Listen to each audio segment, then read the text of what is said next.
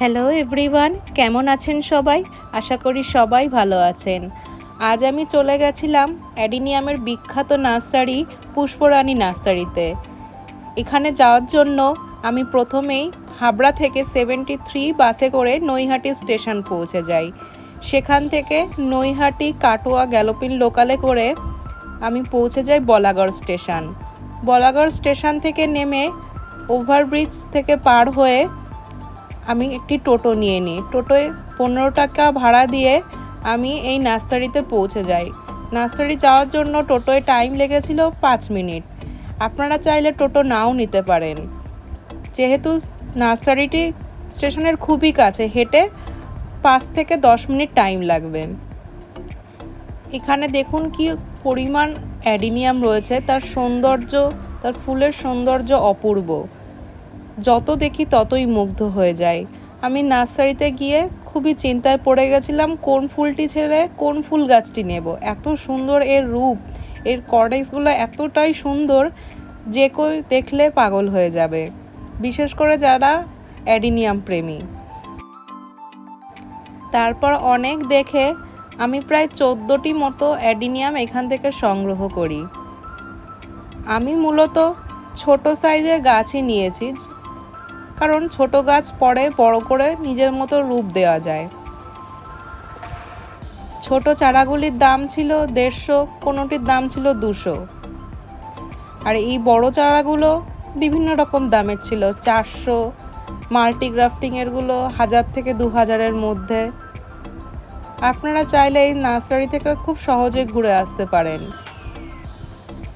এইখানকার নার্সারির মালিকের ব্যবহারও খুবই ভালো। তিনি আমাদের গাছ দেখতে খুবই সাহায্য করেছিল এবং এখানকার কর্মচারীদের ব্যবহারও খুবই ভালো। তারাও আমাদের গাছ দেখতে খুবই সাহায্য করে এবং গাছ খুঁজে দিতেও খুবই সাহায্য করে। চলুন ভালো করে দেখে নিন এই নার্সারিটিকে।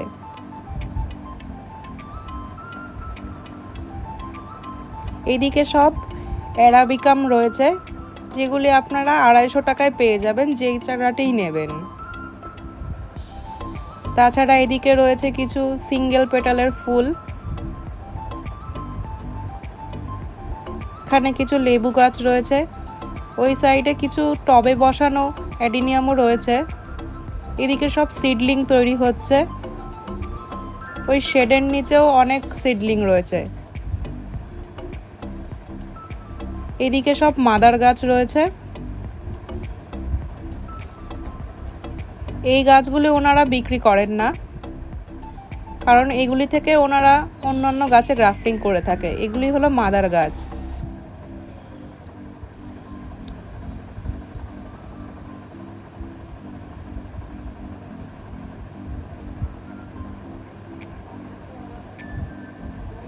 দেখুন প্রত্যেকটি গাছের কর্ডেক্স কি সুন্দর রূপ নিয়েছে। এখানে সব গ্রাফটিং করা রয়েছে, যেগুলি আর কিছুদিন পরেই রেডি হয়ে যাবে। এদিকে সব সিডলিং ফেলা হয়েছে, এগুলি বড় হলে এতেই গ্রাফটিং বাঁধা হয়।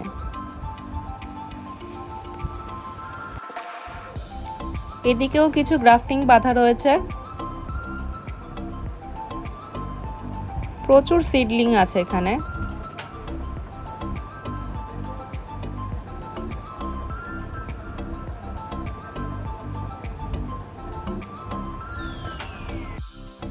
ফুলগুলির রং খুবই সুন্দর।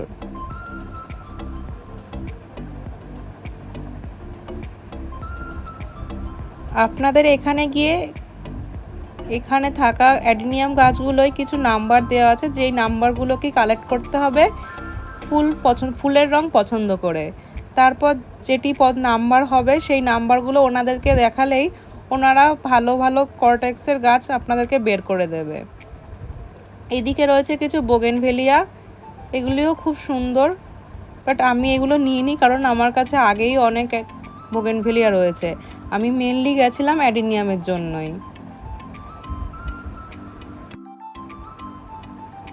সব কিছু মিলে নার্সারিটি আমার কাছে খুবই ভালো লেগেছে।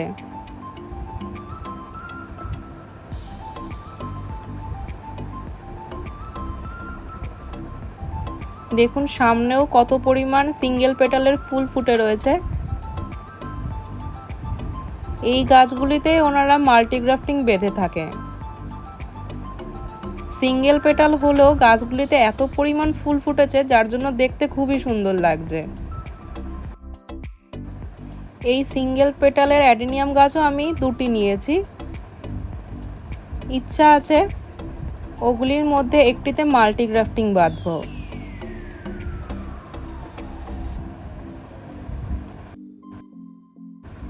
আমি এই নার্সারি থেকে যে গাছগুলি সংগ্রহ করেছি সেগুলি আপনাদেরকে অবশ্যই দেখাবো পরবর্তী একটি ভিডিওর মাধ্যমে। আপনারা এই ভিডিওটি পুরোটি দেখুন, আশা করি আপনাদের সবারই ভালো লাগবে। কিছু ড্রাগন গাছও ছিল এখানে।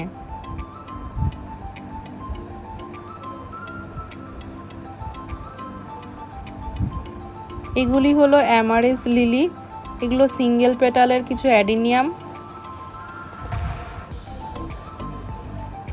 কিছু ক্যাকটাসও ছিল এখানে।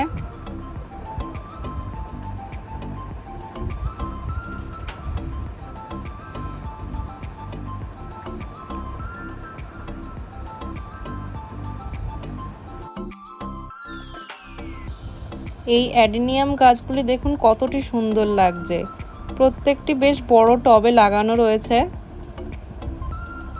এর রূপগুলি খুবই সুন্দর, প্রচুর ব্রাঞ্চও রয়েছে এতে।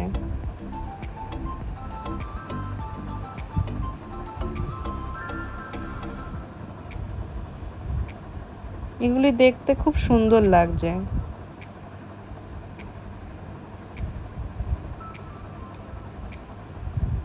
এই গাছগুলিও দেখুন সিন্ডারে বসানো রয়েছে, কত সুন্দর ফুল ফুটেছে।